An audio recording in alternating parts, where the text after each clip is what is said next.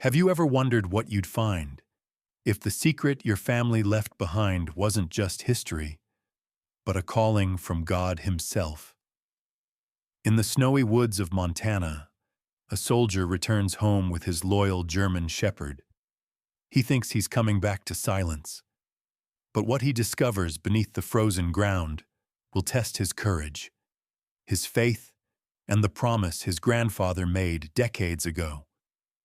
Because inside that hidden bunker lies a message not meant for the past, but for anyone searching for light in the dark. Stay with me till the end. This story may touch your heart, maybe even remind you that miracles still exist for those who believe. Don't forget to subscribe, leave a comment, and share this story so that God's light can reach one more lost soul tonight. Thank you, and may God bless you. The wind that swept across Maple Hollow, Montana, carried with it the chill of late November, a kind of cold that crept into the bones and made every sound in the valley sharper, lonelier. The mountains loomed on the horizon, their peaks dusted with fresh snow, and the pine forest surrounding the small town stood silent under a pale gray sky. The town itself was little more than a scattering of wooden houses, an old church, a gas station, and a diner that still smelled faintly of bacon and coffee no matter the hour. Life here moved slowly, like the river that wound behind the hills, steady, quiet, and heavy with memory.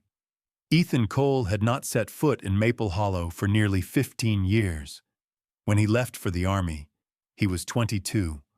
Broad-shouldered, restless, and eager to leave behind the silence of this forgotten place. Now, at 37, he returned a different man. The lines around his eyes told stories of sand and fire, of years spent in places where every sunrise could be the last. His once dark hair had begun to show strands of gray, his beard trimmed close but showing a roughness that matched the weariness in his gaze. There was a faint scar running from his left temple to his jawline, the remnant of a night patrol gone wrong in Kandahar. He drove an old Ford pickup, the same model his grandfather used to drive, its paint faded and hood rattling as it rolled down the dirt road toward the edge of the forest. Beside him sat Ranger, his German shepherd, a 6-year-old sable-coated male with alert amber eyes and the posture of a creature always on duty. Ranger had been with Ethan since his last tour. Trained as a military working dog, Ranger was disciplined yet gentle, loyal in that quiet way that soldiers understood. To Ethan, the dog was more than a companion. He was the last living link to a world of uniformed brothers, loss, and duty. When the truck stopped in front of the old cabin, Ethan cut the engine and sat for a moment, staring at the wooden structure that had once been his sanctuary as a boy. The porch sagged slightly. The roof wore patches of rusted tin, and the windows were clouded with dust.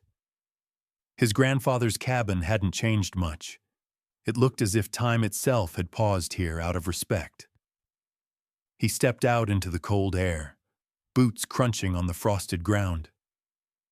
Ranger leapt down after him, nose twitching as he sniffed the familiar scents: pine, earth, and faint traces of wild deer. "Home, boy," Ethan murmured, though the word felt foreign in his mouth. Inside, the air smelled of old wood, leather, and something faintly metallic. The walls were lined with hunting trophies and framed photographs, black and white images of his grandfather, Henry Cole, in his youth. Henry had been a tall, broad man with a square jaw and deep-set eyes that seemed to hold both wisdom and sadness. A World War II veteran, Henry never spoke much about his service, but he had taught Ethan everything about discipline, honor, and how to survive in the wilderness. Ethan ran his hand across one of the photos. Henry standing beside a small boy holding a wooden rifle. Himself, age 7. The memory flashed in fragments. Henry's deep laugh, the smell of gun oil, and that one hunting trip when they'd taken shelter in an underground room deep in the woods. He could still hear his grandfather's voice. "Just a hunting shelter, Ethan. A man needs a place to think." But even then, the boy had felt something strange about that place. Too many locks, too many wires, too much silence. Ethan spent the afternoon cleaning. Dust rose in pale clouds as he swept, fixed a loose window frame, and stacked firewood by the stove. Ranger followed him everywhere, occasionally pausing by the old cellar door at the back of the cabin, tail stiff, ears pricked forward. Ethan noticed it, but said nothing. It was the same cellar his grandfather had always kept locked. That night, as the wind howled through the trees, Ethan sat by the fire with a glass of bourbon, staring into the flames. The war had left him with a mind that refused to rest. Every flicker of light, every sudden sound, stirred the instincts that once kept him alive. He had seen friends vanish in explosions, had carried the weight of bodies too young to die. Coming back to peace felt almost unnatural. A knock came at the door. Soft, hesitant. Ethan turned. Few people ever came this far out. He opened the door to find Sarah Whitman, the local veterinarian, standing on the porch wrapped in a heavy brown coat. Sarah was in her mid-30s, tall and slender, with auburn hair tied in a messy knot beneath her wool hat. Her face had the kind of warmth that made people trust her easily, though her eyes, green and sharp, carried a hint of exhaustion from too many long nights tending to animals and too few spent on herself. "Didn't expect to see you back here," she said, smiling faintly. "Maple Hollow doesn't change much, but I heard you were back in town." "Just settling in," Ethan replied, his voice low and rough from disuse. She glanced past him into the cabin. "I was driving by when I saw the lights. Thought I'd stop to see if you needed anything. Winter's closing in fast, and the generator lines in this area freeze up easily." Ethan nodded. "I'll manage." Her gaze dropped to Ranger, who stood silently at his side. "And this must be your partner. He's beautiful." "Yeah," Ethan said softly, resting a hand on the dog's head. "He's been through more than most people I know." Sarah smiled, but there was a sadness behind it. "Then he fits right in." She left soon after, her truck disappearing down the road, leaving Ethan once again alone with the sound of the forest and the creak of the old cabin. He poured another drink and sat back, staring at the cellar door. The next morning dawned gray and still. The forest was silent except for the distant cry of a raven. Ranger began pacing, tail low, nose pressed to the wooden floorboards near the back of the house. Ethan followed his lead, tapping his boot against the boards until one gave a hollow sound. He crouched, prying it up with a crowbar. Beneath the floor lay a square of rusted metal, a hatch, its hinges sealed with age. His pulse quickened. He fetched a flashlight and knelt. Ranger whined softly beside him. The handle resisted at first, but with a grunt, Ethan forced it open. The smell that rose was thick with damp earth and dust. A narrow staircase descended into darkness. He hesitated. For a moment he was 7 years old again, holding his grandfather's hand, hearing him say that some places were meant for secrets. Then, tightening his jaw, Ethan flicked on the light and started down the steps. The beam caught the outlines of old furniture, shelves stacked with rusted cans, and the glint of something metallic at the far wall. A table stood at the center, a thick layer of dust covering papers and an old oil lamp. On it lay a single envelope yellowed with time, marked in a firm, familiar hand. "To my grandson." Ethan stood still, his breath visible in the cold air. Whatever was inside that letter, he knew. It would change everything he thought he knew about Henry Cole, and maybe about himself. The next morning broke cold and still, the kind of silence that seemed to hum in the bones. The frost on the window panes caught the weak light of dawn, painting the inside of the cabin in shades of silver and gray. Ethan hadn't slept much. The letter still lay open on the table beside him, its creased paper carrying the faint smell of old tobacco and dust. The words, his grandfather's words, lingered in his mind. "It's time you knew the truth." Ethan poured black coffee into a chipped mug and stared out the window. Beyond the clearing, the forest stretched endlessly, a sea of snow and pines whispering in the wind. Ranger sat at his feet, ears perked, eyes fixed on the back door as if waiting for his next command. The dog had been restless all night, pacing and whining near the cellar. Ethan knew what that meant. Whatever lay beneath the cabin wasn't finished with him yet. He packed a flashlight, a folding knife, and his grandfather's old revolver into a canvas bag. The weapon was more sentimental than practical. It hadn't been fired in decades, but the weight of it in his hand steadied him. Ranger trotted to his side as he opened the door and stepped out into the biting air. The snow was shallow near the cabin but grew thicker as they entered the woods. The forest felt both familiar and alien, every tree a shadow of something he half remembered from childhood. Ethan had roamed these woods with his grandfather countless times, tracking deer and setting traps, but now it seemed as though the forest itself was holding its breath. Ranger moved ahead, nose to the ground, his paws silent in the snow.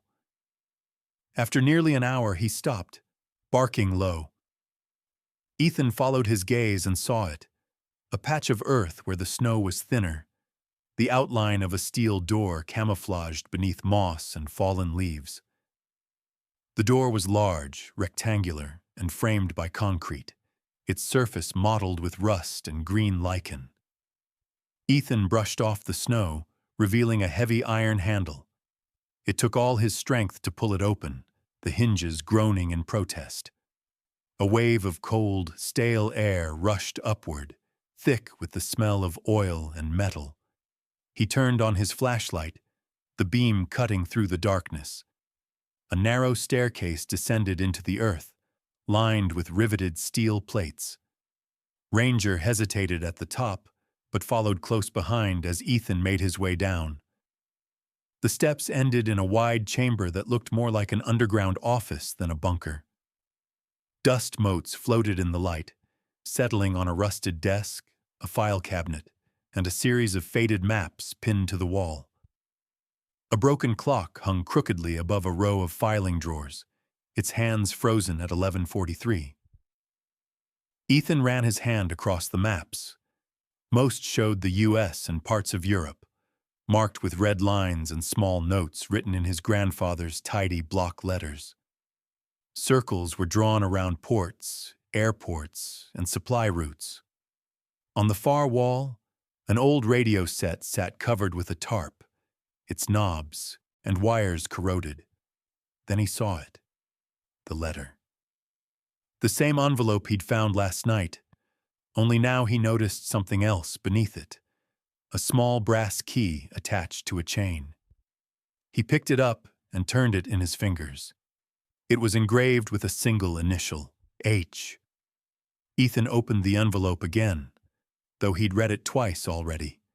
His grandfather's handwriting, firm but wavering at the edges of age, filled the page. Ethan, if you are reading this, it means the work I began must not be buried with me. This place once served as an information post during my time with a group dedicated to exposing an organization called Helios Industries. They were not just traders of arms, they were engineers of chaos. Every war they fueled fed their fortune. When I grew old, I shut this place down But I knew someday they would rise again. I need you to finish what I could not. The name struck Ethan like a hammer. Helios Industries. He remembered hearing it overseas, whispers among soldiers, rumors about weapons contracts that didn't officially exist. He searched the desk drawers, finding folders filled with yellowed documents, shipping records, coded messages, and black and white photographs of men in suits shaking hands with military officials. One folder contained an old photo of Henry Cole standing beside a group of 5 other men. Some wore civilian coats, others uniforms with no insignia. Behind them, a flag, unmarked, plain white with a single red sunburst in the center. "What the hell were you into, old man?" Ethan muttered under his breath. Ranger's growl cut through the silence. The dog stood near a corner of the bunker, ears back, teeth bared at a stack of crates. Ethan walked over, pried one open, and found a metal box labeled Records. Inside were several audio reels and a black notebook. He wiped the dust away and flipped it open. The handwriting was unmistakable. His grandfather's. The entries described surveillance operations, intercepted shipments, and coded transmissions. But the last entry chilled him. December 3rd, 1989. They found us. I've destroyed most of the files, but the names, those must survive. Ethan must know one day who they were. Below the note was a list of initials. One stood out, MC. Before Ethan could think further, he heard a sound, distant, faint, but unmistakable. The soft crunch of footsteps above ground. He froze, listening. Ranger's ears shot up, a low rumble building in his throat. He turned off the flashlight and crouched in the dark. The steps paused near the entrance above. Then came the metallic clang of the hatch shutting. The sound echoed down the stairs like a hammer on steel. Ethan waited, heart pounding, until silence returned. Then he moved quickly, checking the door, locked from the outside. He scanned the room, searching for another exit. Near the far end of the bunker, a vent large enough for Ranger to squeeze through opened into the hillside. He used his knife to pry the bolts loose, pushing the grate aside. Ranger slipped through first, and Ethan followed, crawling out into the icy daylight. They emerged several yards from the bunker entrance, hidden behind a fallen pine. Ethan scanned the tree line, but saw no one, only snow and shadow. Whoever had come was gone, but they knew about the bunker now. Ethan brushed snow off his coat, breathing hard. Ranger leaned against his leg, shivering slightly. "It's all right, boy," he whispered, though he didn't believe it himself. He turned back toward the cabin, the brass key still clenched in his fist. Whatever secret his grandfather had guarded for so long, it wasn't just history anymore. Someone else was looking for it too. The snow had thickened overnight, burying Maple Hollow beneath a sheet of white silence. Ethan sat in the cabin's dim light, the brass key still on the table beside him, his mind running through everything he'd seen in that hidden bunker. The faint hum of the old refrigerator was the only sound breaking through the quiet, and even Ranger seemed subdued. Lying near the door, his fur dusted with snow from their early patrol. Outside, the forest stood watchful, as if waiting for what Ethan would do next. He turned his attention to the objects he'd brought back from the bunker. A set of old reel tapes, a small external hard drive, and a black notebook filled with Henry Cole's dense handwriting. The reels were labeled with numbers and dates, the earliest from the late 1960s. He rummaged through the shelves until he found a tape recorder, something his grandfather must have kept. After a few moments of cleaning the dust and connecting the wires, the machine crackled to life with a low hum. The voice that emerged was steady and deep, his grandfather's. December 10th, 1985, Operation Emberlight. Shipment confirmed through Kansas route. Contact in Washington compromised. Helios moving faster than expected. Must erase the trail before they reach Montana. Ethan sat frozen. The voice was calm, methodical, but beneath it ran a tension he had never known existed in the old man who used to take him fishing. He switched to another reel, one dated 2 years later. March 4th, 1987, we lost Cooper and Mills. The government has pulled funding. They say it's over, but it isn't. I'll continue from here. For them. For what's right. The sound of gunfire echoed faintly in the background before the tape cut off. Ethan exhaled slowly, feeling the weight of history pressing down on him. His grandfather hadn't just been a soldier. He'd been part of something vast and buried, a war fought in the shadows. He plugged the old hard drive into his laptop. The screen flickered, and hundreds of encrypted files appeared. Names, shipment records, coded transmissions, satellite photos. Ethan tried to open one, but it required a password. He leaned back, rubbing his temple, when Ranger let out a low bark toward the window. A pair of headlights cut through the fog. Ethan reached for his revolver, heart pounding. The truck stopped outside the cabin, and a door slammed. Footsteps crunched toward the porch. He moved quietly to the side of the window, peering through a gap in the curtain. A tall figure in a heavy parka stepped into view. Then came a knock, slow, deliberate. Ethan opened the door a few inches. "Who are you?" The man lowered his hood. "Marcus Reed, used to serve with your grandfather." Ethan hesitated, then opened the door wider. Marcus was in his late 50s, broad-shouldered with a weathered face framed by streaks of gray hair and a short beard. His eyes, a piercing blue, carried the kind of weary alertness that never left a man who had seen combat. A jagged scar cut across his right cheek, an old wound that told its own story. He stepped inside, brushing snow from his jacket. "You look just like him," he said quietly. "Henry." Ethan offered him coffee and they sat at the table, the hard drive still glowing between them. "You said you knew my grandfather?" Marcus nodded. "We were part of the same unit, Echo Division. Officially, we didn't exist. We tracked weapon movements that were too sensitive for Congress to touch. When Helios Industries started infiltrating military contracts, Henry led the effort to expose them. But after '89, everything went dark. Files disappeared. People disappeared." He paused, staring into his mug. "When he retired, I thought he was gone too. But I guess he kept going, didn't he?" Ethan handed him the notebook.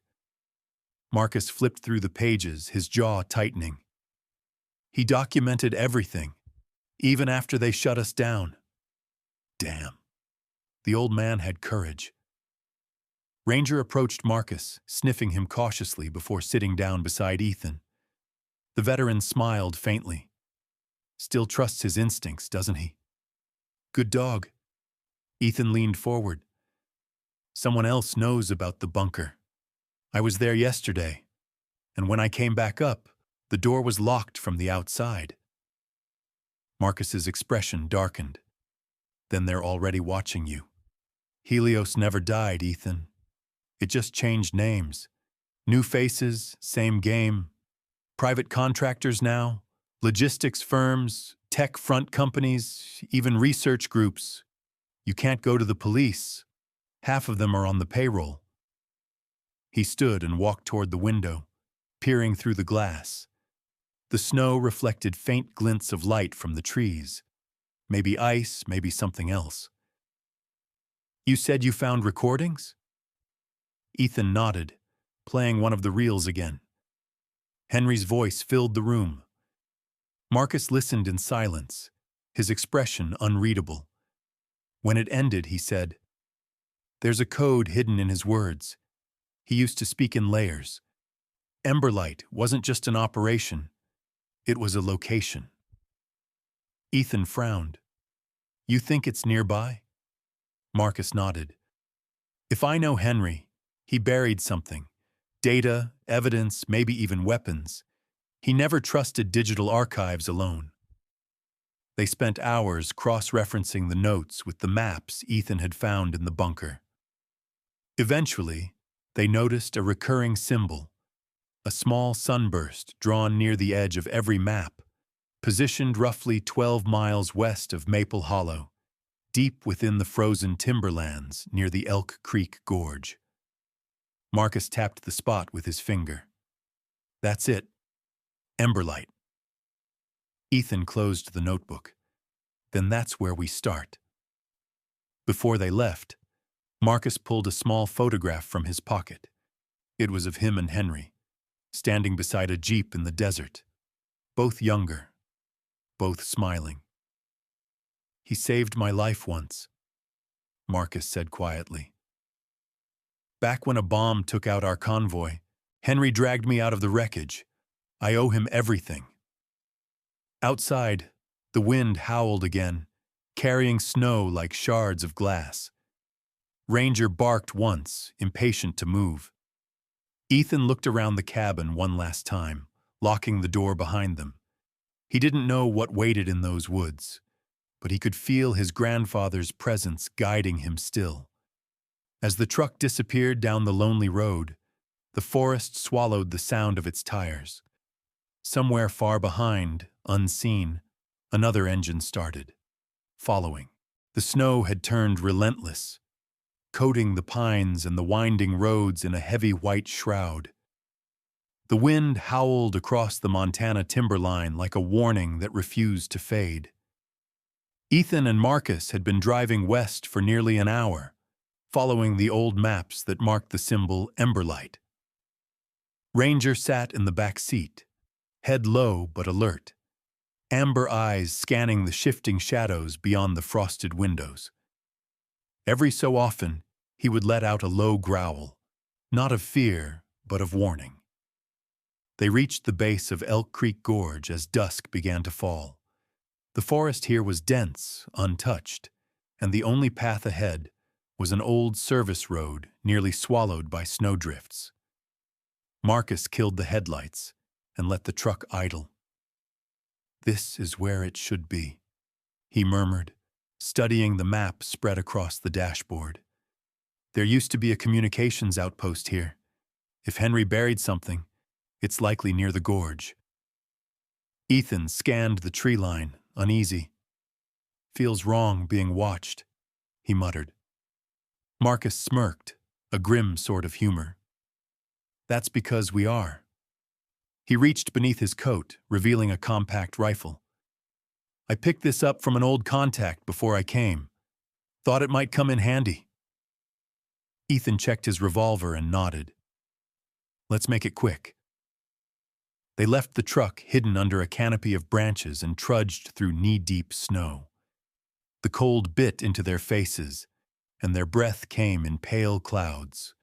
Ranger led the way, nose close to the ground. After nearly half an hour, they reached a clearing, a stretch of frozen earth broken by what looked like a collapsed steel structure buried under snow and vines. Marcus knelt beside the remnants of a concrete pillar marked with faint engravings, E27. That's one of our old relay posts, he said, brushing frost from the numbers. Henry must have used this to relay data back when he was running Echo Division's intel line. Ethan stepped closer, brushing snow off a rusted hatch half buried in ice. Help me with this. Together they pried it open, revealing a narrow stairway leading underground. A stale metallic smell rose from below. Ethan turned on his flashlight and descended, Ranger close behind. The space beneath was small, no more than 2 rooms connected by a short corridor. The first room contained decaying equipment, broken radios, a desk, and stacks of rusted ammunition boxes. On the far wall, half hidden beneath an old tarp, stood a filing cabinet with the same brass sunburst symbol Henry had drawn on the maps. Ethan forced it open. Inside lay several folders sealed in wax paper and a small metallic case marked Project Emberlight. He opened it carefully. Inside were microfilm reels, an encrypted hard drive identical to the one from the bunker, and a faded photograph of 6 men. His grandfather stood among them, younger, standing shoulder to shoulder with another man. Tall, square-jawed, clean-shaven, wearing an unmarked military jacket.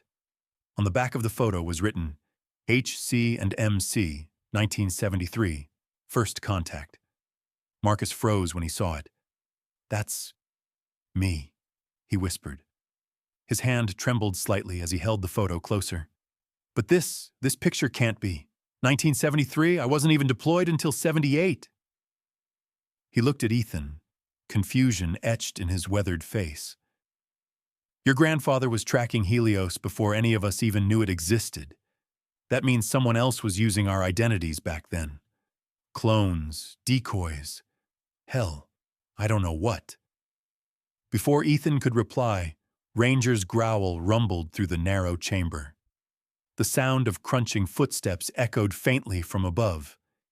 Ethan killed the flashlight instantly, signaling Marcus to stay still. Through the cracks of the hatch, faint beams of light swept across the clearing. Voices followed, low, clipped, professional. "They're here," one voice said. "2 men and a dog. Check the perimeter." Ethan's heart hammered in his chest. He recognized that tone, the kind used by trained operators. Whoever these people were, they weren't locals. He whispered, "We have to move. There's another way out." Marcus nodded, and they turned down the corridor to a rusted maintenance tunnel barely wide enough to crawl through. Ranger went first, his tail brushing against Ethan's arm as they crawled toward a faint shaft of light ahead.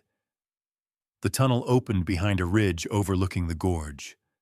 The forest stretched below them, silver under the moonlight.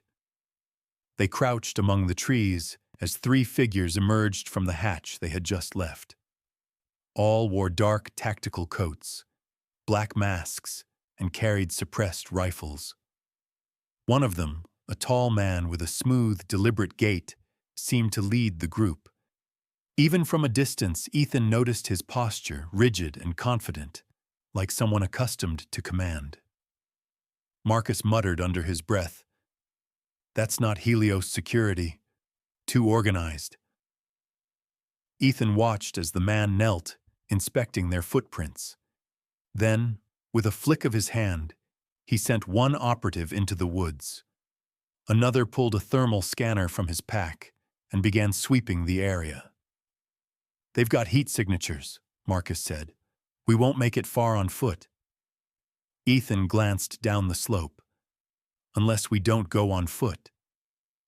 Below them, a frozen river wound through the gorge. Without hesitation, he grabbed Marcus's arm. "We slide down and use the river as cover. Now." They descended fast, boots sliding on the icy slope, snow kicking up behind them. Bullets hissed through the air, one striking a tree trunk inches from Ethan's head. Ranger sprinted ahead, barking fiercely as he reached the frozen river and turned back, urging them forward. Ethan leapt down, landing hard on the ice. The cold sliced through his body. Marcus followed, grimacing as he hit the surface. "Move!" Ethan shouted. They ran along the frozen riverbed until they reached a bend obscured by fallen logs. They crouched behind them, catching their breath as the sounds of pursuit faded into the distance. Marcus looked at Ethan, his face pale under the moonlight. "You realize what this means?" Ethan nodded grimly. They knew about Emberlight. They were waiting for us. Back at the clearing, the tall, masked man stood watching the river from above. He removed his mask, revealing sharp features, dark eyes, and streaks of gray in his black hair. His expression was unreadable, but his voice was low and cold when he spoke into his radio. "We have confirmation. Subject Cole has the files. Proceed with Phase 2. He turned away from the ridge and disappeared into the forest as snow began to fall harder, erasing the tracks below. The morning came without color. A pale gray light spread over the Montana woods, glinting on the ice-coated branches like fractured glass. The air was still, the kind of silence that always came before something irreversible. Ethan stood by the frozen river, his breath curling in the cold, as Ranger sat beside him, tail twitching, eyes fixed on the dark tree line behind them. Somewhere out there, the men who had followed them last night were still hunting. He could feel it, an instinct sharpened by years of combat, by nights when survival meant listening to the quiet more than the noise. Marcus approached from the tree line, snow clinging to his boots. His rugged face looked older in the light, the lines around his mouth cut deeper by exhaustion.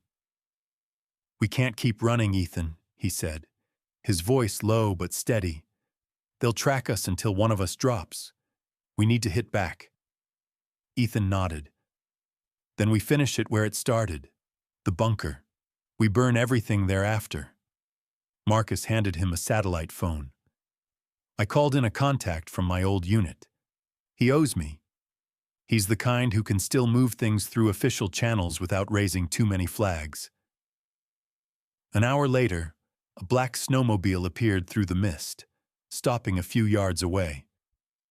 The rider removed his helmet, Captain Laura Hayes, a woman in her early 40s with short blonde hair and sharp gray eyes. Her skin was pale from years stationed in cold regions, and her posture was all discipline and precision.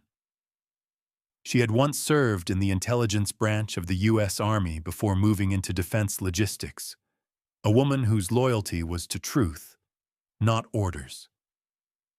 She extended a gloved hand toward Ethan. "Marcus said you found Henry Cole's archive." Her voice carried calm authority, the kind that made people listen without needing to be loud. "You understand what's in there could collapse more than one defense contractor?"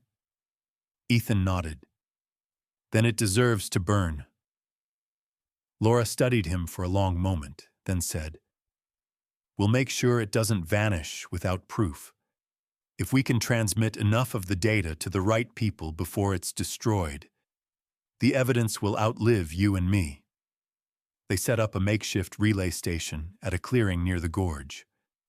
Marcus worked on calibrating the transmitter while Laura decrypted the drives.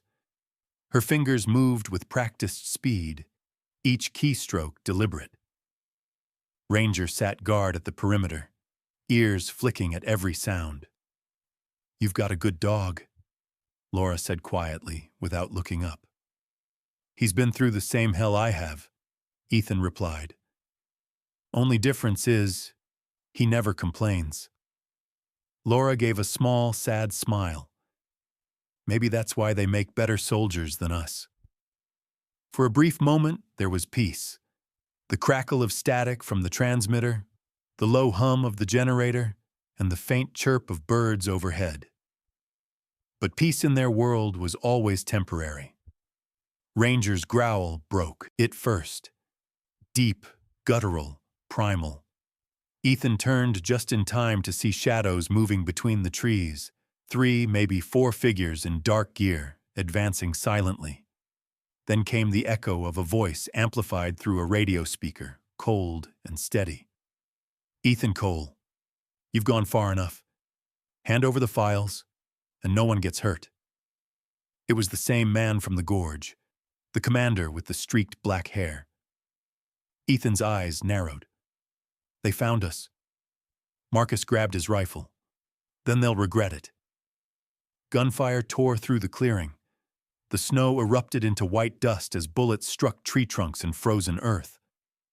Laura ducked behind the generator, returning fire with controlled precision. Ethan moved toward the ridge, firing short, deliberate bursts. Ranger darted between them, Barking fiercely, his movements calculated and fearless. Marcus was hit first, a grazing wound along his arm, but he stayed on his feet, gritting his teeth as blood seeped into his coat. "Keep transmitting!" he shouted. Laura's voice cut through the chaos. 70% uploaded. Just hold them back a little longer. The commander advanced through the trees, his coat flaring in the wind, a silenced pistol in his hand. His calmness made him more terrifying than the chaos around him. "You can't stop this, Cole," he called out. "Helios isn't a company, it's a system. You burn one piece, 10 more rise." Ethan fired back, forcing him into cover. "Then I'll burn them all." As the firefight raged, Ranger lunged toward an operative attempting to flank them, knocking the man down into the snow. Ethan caught a glimpse of teeth and movement, the kind of violence born only from loyalty. The generator sparked as a bullet struck it, flames licking up its side. Laura ducked and cursed. "The relay's compromised. We've got 90%, enough to make it count. But we have to wipe the rest." Ethan nodded grimly, pulling a flare from his vest. He turned to Marcus. "Get Laura to safety." Marcus's expression hardened. "Not without you." But Ethan was already running toward the hatch near the old bunker, Ranger at his heels. They descended quickly, the air thick with dust and cold. He set the flare on the table beside his grandfather's files, glancing once more at the faded photograph of Henry Cole and the men of Echo Division. His throat tightened. "You fought to protect what mattered, old man," he whispered. "Now it's my turn." He struck the flare. Flames roared to life, spreading fast across the papers and wooden crates. The bunker filled with smoke and light, the heat fierce enough to sting his skin. Ranger barked once, a sharp, commanding sound, before turning toward the exit. Ethan followed him up the stairs as the fire consumed the last traces of his grandfather's secrets. Outside, Laura and Marcus were waiting near the snowmobile, covering the retreat. The commander appeared at the Atati tree line again, his face illuminated by the reflection of fire. For a moment, he simply watched the flames rise, his expression unreadable. Then he disappeared into the woods, as silently as he had come.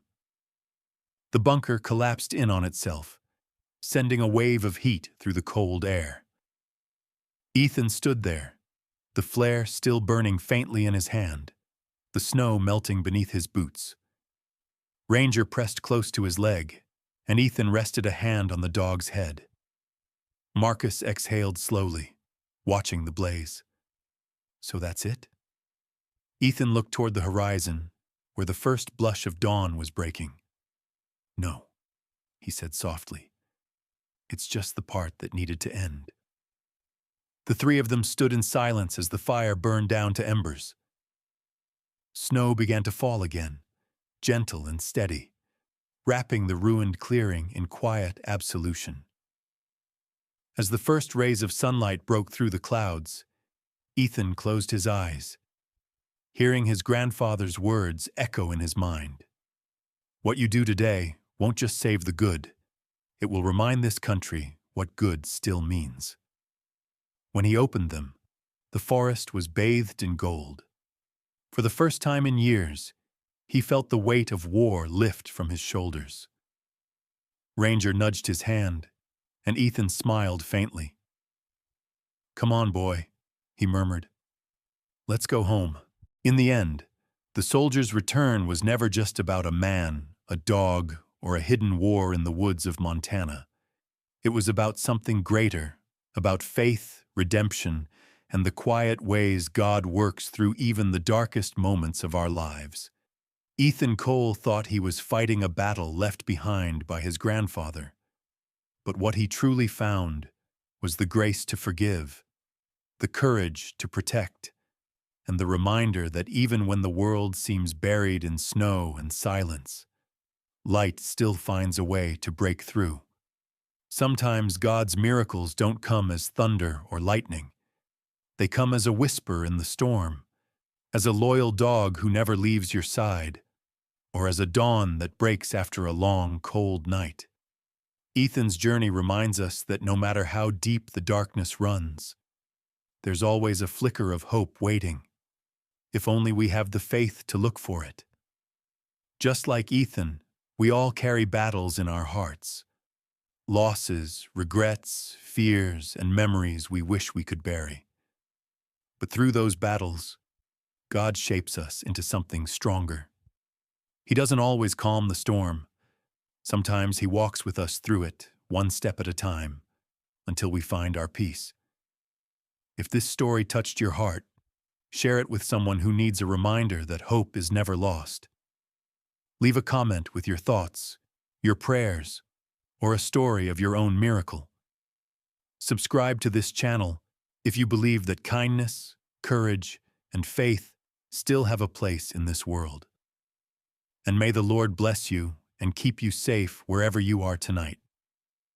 May He guide your steps, strengthen your spirit, and light your path, just as He did for Ethan and Ranger.